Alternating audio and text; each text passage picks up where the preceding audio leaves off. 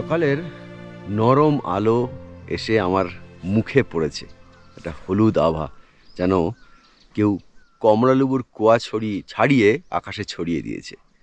আর এই নরম সকালের আলো গায়ে মেখে আমি দেখতে পাচ্ছি হিমালয়ের শোভা। এর থেকে বোধহয় আমি নিজেকে ভাগ্যবান বলেই মনে করছি আর কি, যে এর জন্যেই সারা জীবন ছুটে বেড়ানো, এই দৃশ্য দেখার জন্যেই। না হলে আর কি আছে জীবনে? সেই তো একঘেয়ে জীবন, তাই না?